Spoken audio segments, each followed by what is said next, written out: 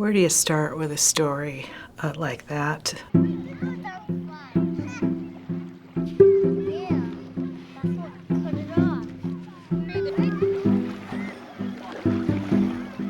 He's coming this way. Oh, being his friendly self. You know, even as a toddler, John was he was just busy.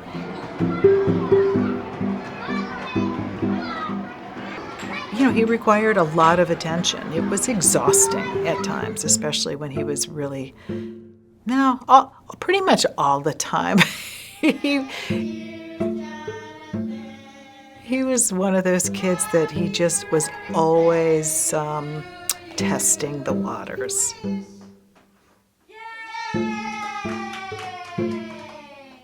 I remember one of my earliest memories was I remember he was a tiny baby. We had only been home a few days, and I still remember sitting on the sofa with him, feeling so incredibly blessed and grateful. And I remember thinking, I never want to forget this day with this little infant because life is so good right now. Life is perfect. Of course, life is never perfect, right?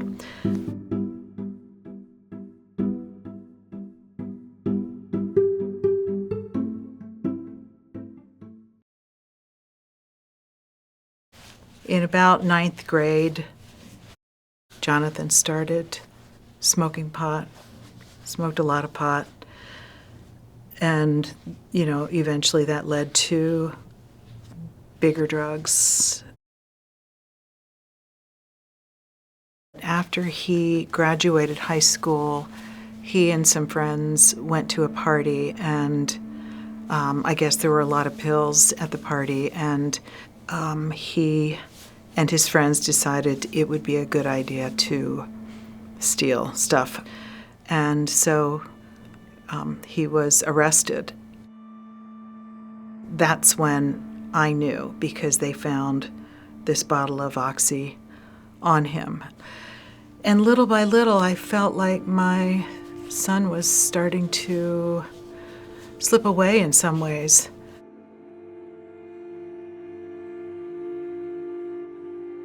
His use got progressively worse. And he knew when he stopped taking the pills and he started getting sick that he was addicted. He was full-blown addicted to opioids when he was 18 or 19. By the time he was 21, he was addicted to heroin.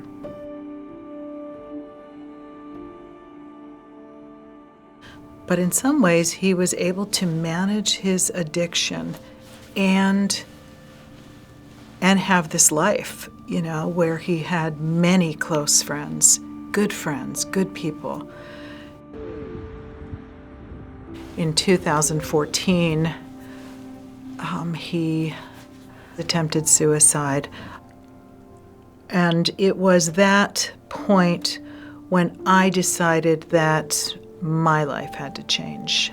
I knew that I couldn't control what was happening, but what I knew I could do is I could learn how to be a more effective partner in helping my son manage his disease. And so I started to learn as much as I could, and I started to advocate. And as I began advocating, I began learning that one of the things that we need more of is we need more people who are in recovery, supporting people in recovery. My whole career, I was a business consultant, a business coach. I thought, you know what? I am a trainer. I mean, by my background, I'm a trainer. Why don't I learn how to actually deliver this training? And I will train people to become recovery coaches and peer advocates. And maybe those people will be able to fill that gap.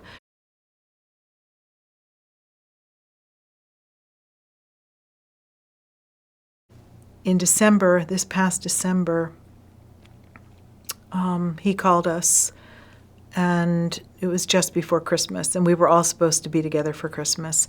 And he said, I've had a relapse and I won't be able to join you for Christmas. I started feeling, even before he went into rehab, that this was going to be a really bad time. He left treatment early. He had just gotten back that morning, and he called me, and he sounded great. He was going to go home and do laundry. And so we said goodbye, and of course, I love you. Never hung up with John without saying I love you. The next day, his roommate's girlfriend decided to check on John because she hadn't heard from him. So she went into his room and she saw him, and her immediate response was to call 911, and her next call was to me.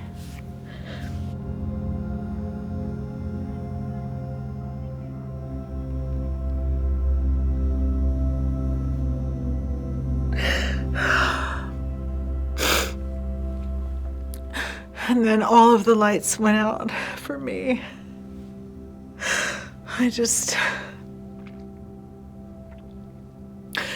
started screaming. No, no, no, no, no, no. No, this wasn't possible. It wasn't possibly happening. Right, we're taking some goodies over there, aren't we? All right, let's go.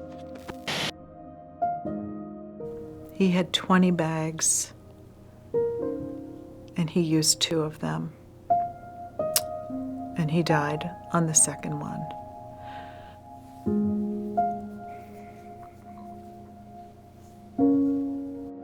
Getting the landscape I want. And that's when I began realizing how many lives John had touched. You know, even during his relapses, these friends never abandoned him. And they were so good to him, and he was so good to them. They loved him, and he loved them.